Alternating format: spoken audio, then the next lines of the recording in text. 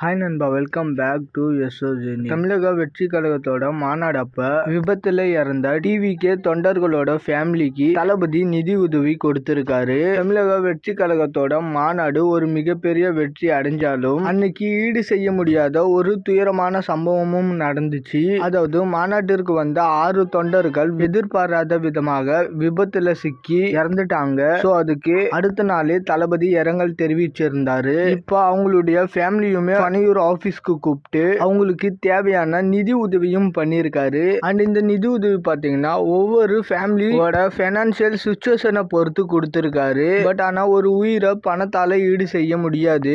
At least இது அவங்களோட ஃபேமிலிக்கு ஒரு சின்ன ஹெல்ப்பா இருக்கும். மொத்த மாநாட்டுல இந்த ஒரு சம்பவம் மட்டும்தான் ஒரு சோகமான நிகழ்வா இருந்துச்சு. ஹோப்ஃபுல்லி இந்த பண உதவியோட விட்டுறாம ஃபியூச்சர்ல அந்த ஃபேமிலிக்கு எந்த உதவி தேவைப்பட்டாலும் தமிழக வெற்றி கழகம் அதை பண்ணணும். அண்ட் தளபதியுமே அவங்க ஃபேமிலியை மீட் பண்ணும்போது இந்த ஒரு உத்தரவாதத்தை கொடுத்திருப்பாருன்னு நினைக்கிறேன். ஏன்னா மாநாடு முடிஞ்சு இவங்களை கூப்பிட்டு கரெக்டா இந்த ஒரு உதவியை பண்ணியிருக்காரு. அண்ட் மாநாட்டிற்கும் நிலம் கொடுத்தவங்களுக்கும் கூப்பிட்டு வச்சு விருந்தெல்லாம் கொடுத்திருந்தாரு. ஸோ அதனால தளபதியை தாராளமா நம்பலாம். அதுவும் தளபதி அவங்க ஃபேமிலி கிட்ட சொன்ன வார்த்தை பாத்தீங்கன்னா, மகிழ்ச்சியா உங்களை சந்திக்கலாம்னு ஆசைப்பட்டேன். பட் ஆனா இப்படி ஒரு சூழ்நிலையில சந்திக்கிற மாதிரி ஆயிடுச்சு. உங்களோட ஃபேமிலியை நான் பாத்துக்கிறேன் அப்படின்ற மாதிரி தான் சொன்னாராம். ஸோ இதை ஃபியூச்சர்லயும் கரெக்டா ஃபாலோ பண்ணிக்கிட்டாலே போதும். ஓகே நண்பா, இந்த மாதிரி தளபதி பத்தின அப்டேட் தெரிஞ்சுக்க மறக்காம எஸ்எஸ் யூனிக் சேனலை சப்ஸ்கிரைப் பண்ணி சப்போர்ட் பண்ணுங்க. இதோட வீடியோ முடிச்சுக்கிறேன். ஓகே, பாய்.